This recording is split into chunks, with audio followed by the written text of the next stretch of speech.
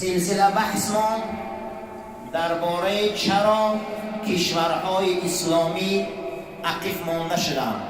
دوام موضوعهای جمعه‌های پیشتر دو جمعه که پی هم درباره قربانی و درباره حج بود، ما صحبت دوام داده نتوانستیم. چرا کشورهای اسلامی داغ شدند، یخ شدند؟ چرا مسلمان ها فکراشون استعمار زده شد؟ و ششم ابیکت آمده بودیم بعد هجوم استیلاگران و کشورهای اسلامی، اساساً بعد جنگ‌های صلیبی در جامعه های مسلمانی چی رخ داد؟ زمانی که کشورهای استیلاگری دنیا مثل بریتانیای کبیر و مثل پرتغال و مثل اسپانیا و همونها و کشورهای اسلامی روی آوردند، حتی که هندوستان و افغانستان و پاکستان، خصوصا تشکیلات کشورهای استیلاگر خود پاکستان نصف زمین هندو و نصف زمین افغانستان را گرفتن، بریدن، در داخل این 200 حزب و حرکت جا کردن، همه اونها را ابیکت اسلامی دادن، از نام اسلام این حزب برآمد میکنند، بر ضرر اسلام. همه این بعد جنگ صلیبی نقشه دشمن بود. چرا کشورها استعمار زده شدند؟ یکم، بعد آمدن کشورهای استیلاگر در جامعه ها چی پیدا شد؟ حجم کسلی روحی مسلمان ها امروز 75% کسلی های جینی و روحی جامعه اسلامی هست. تمام کسلی ترور و مواد پیخار و فروش هیروئین و تمام سیستم های قتل و غارت در جای های پیش می رود که در اونجا قشاقی زیاد باشه، در اونجا بی‌تربیتی زیاد باشه. وقتی بی‌تربیتی زیاد شد، قشاقی زیاد شد، کمبغلی زیاد شد، آدم کشی و آدم فروشی قیمت نداره دیگه.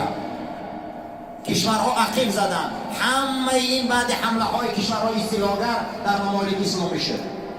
75% اهالی کره دنیا کسلی روحی مسلمان ها بعد جنگ رو.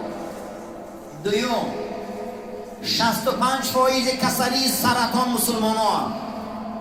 سیوم، 70% کسلی های دیابت قند مسلمان ها. چهارم، 70% بیماری سپید مسلمان ها. پنجم، 70% کسلی های ناامیدی روانشناسی پسیکولوژی مسلمان ها. همه این بعد حمله های کشورهای استیلاگر شد. گمان نکنین که اینقدر طب در هندوستان پیش رفت. تمام فابریکه ها و منوفکتوره هایی که امروز دارو استحصالات میکنن، همش فابریکه های کشورهای بریتانیا و آلمان هست. همین قدر داروها استحصال میکنن، همین قدر بیماری ها زیاد شدستیان. همین قدر بیماری ها زیاد شدستیان. امروز علمی سوسیولوژی اثبات کرد که سالمترین اهالی دنیا این یهودیان. سالمترین اهالی دنیا این صهیونیستان. چرا؟ ابدا اینها افکار داغ کرده ژرنی نمیخورن. تمام خوراک اینها وریانی هست. یگان تا اینها تبلت های استفاده نمیبرن. همه یهود تیب خلقی داره. امروز مثل شکر و مثل قند سفید ما داروی خیمیکال استفاده میبریم. در خانه کدام ما خلطه داروی سفید نمیرود. یگان استاندارد، یگان پیشبینی نیست که پیشی را بگیرد. کودکای 18 ساله و 20 ساله ما بیماری قنده، خصوصا دکترها میگن خیمیکال یک جا فایده کنه 10 جا ضرر میرسونه. این قول خودی تندرستی است.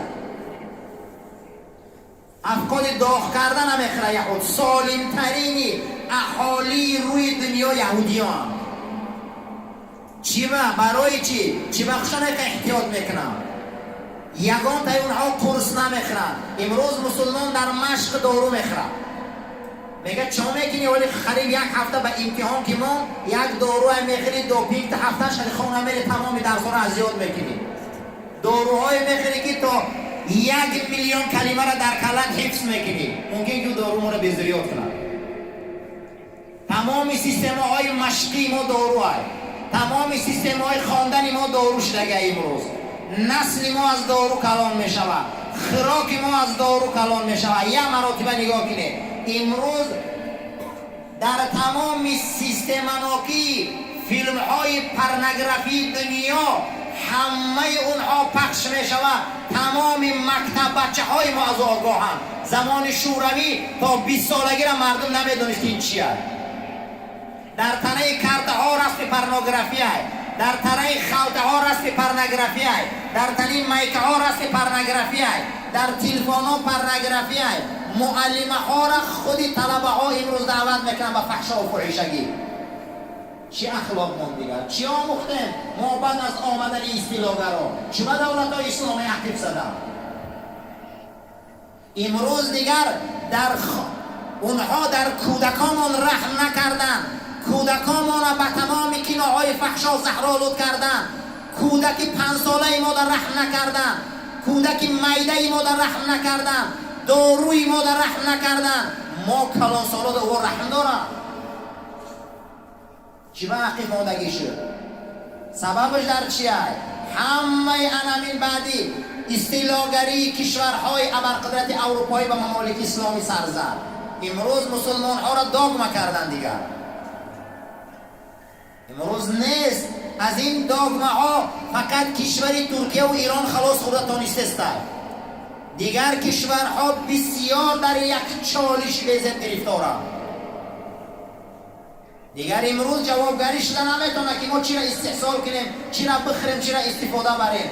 پوشاک ما در رحم نکردن، خوراک ما در رحم نکردن. حتی یکی از کارشناس های ورزیده شان در کتابش در جنگ سرد میبیاره، میگه 3 چیز برای تمام ممالک اسلامی برآورد زهر استفاده میشه اما اهمیت نمیتین. یکم میگه گروئین. امروز خصوصا گروئین از جانب کشورهای استیلاگر در قلمروی برما و تایلند و هندوستان و پاکستان و افغانستان اداره می شود. با واسطه این کشورها خطای زهرآلود کردن در تاریخ با نام جنگ افیو مشهور است. همه تا تاریخ اصلی میانه را خوندگی. اینها قانون برآوردن که دیگر قتل میتین برای این طایفه زهرآلود کردن. امروز بینن که چگونه زهرآلود شوی در ممالک اسلامی زیاده. میگه یکم مواد مخدر، دوم میگه نمک. امروز نمک تاثیرش گرئین گنده کسی اهمیت نمیده در داخلی و چیه.